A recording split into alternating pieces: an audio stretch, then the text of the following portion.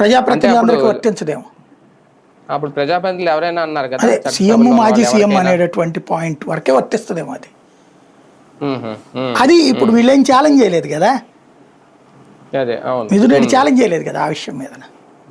అంటే వీళ్ళు ముందు నుంచి ముందస్తు బెయిల్ కోసం ట్రై చేసుకున్నారు, ఈయన అప్పుడే ఛాలెంజ్ చేయాలి, అది అవ్వలేదు. అది అయ్యేదాకా నాకు ముందస్తు బెయిల్ ఇవ్వద్దని, ఇది ముందస్తు బెయిల్ ఇవ్వండి అదే కదా అడగలేదు కదా అది. అవును, మేబీ ఓన్లీ ఇంతవరకేనేమో, ఎందుకంటే అచ్చెన్నాయుడు విషయంలో కూడా జరగలేదు కదా, అప్పుడు ఆర్గ్యుమెంట్ ఇదే వచ్చింది, కోర్టు ఆపలేదు వచ్చింది, కోర్టు ఆపలేదు రవీంద్ర విషయంలో కానీ కోర్టులు ఆపలేదు. కానీ ఓన్లీ సీఎంల విషయంలో అయితే అట్లా చూస్తారు కూడా, మాజీ సీఎంల విషయంలో మేబీ అందుకని ఆగుతుండొచ్చును. ఇప్పుడు మేబీ ఈ డాక్యుమెంట్ అంతా తీసుకుని రేపు కింద కోర్టులు కూడా అడిగాక, కింద కోర్టు పై కోర్టు దాన్ని తీసుకెళ్లి గవర్నర్కి చెప్పి వీళ్ళు కూడా అడుగుతున్నందువల్ల మేము అరెస్ట్ చేస్తామని పర్మిషన్ తీసుకొచ్చాము.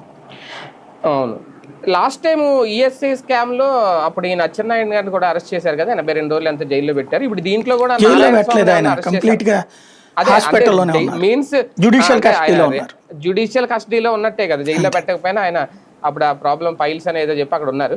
అంటే ఇక్కడ ఇందులో నారాయణ స్వామిని అరెస్ట్ చేసి తర్వాత జగన్ వరకు వెళ్ళే అవకాశం ఏమైనా ఉంటుంది? అంతే ఉండొచ్చు. అంటే నారాయణ స్వామిది ఇంతవరకు ఆపింది ఎందుకంటే మళ్ళీ ఎస్సీ కమ్యూనిటీలో నెగిటివ్ రానియకుండా ఆపారు. ముందంతా రెట్లందరినీ వేసాం, నారాయణ స్వామిని తప్పని పరిస్థితులు అరెస్ట్ చేయాల్సి వస్తుంది, ఆయన కాదని తెలుసు మాకు, ఆయన వాళ్ళ చేతిలో పప్పెట్టని అని చెప్పి రూల్ ప్రకారం అరెస్ట్ చేయాలి కాబట్టి చేసాం అనేటటువంటి ద్వారా డౌన్ ప్లే చేయటం. ఆ తర్వాత జగన్ అరెస్ట్ అన్నటువంటి దిశగా అడుగులు పడుతున్నాయి ఇక్కడ.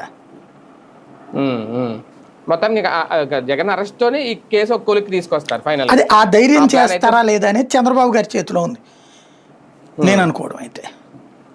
ఓకే ఓకే రైట్, చూద్దాం. మొత్తానికి ఎంపీ మిథున్ రెడ్డి గారిని అయితే అరెస్ట్ చేశారు. రేపు 1వ తేదీ వరకు అయితే రిమాండ్లో కొనసాగు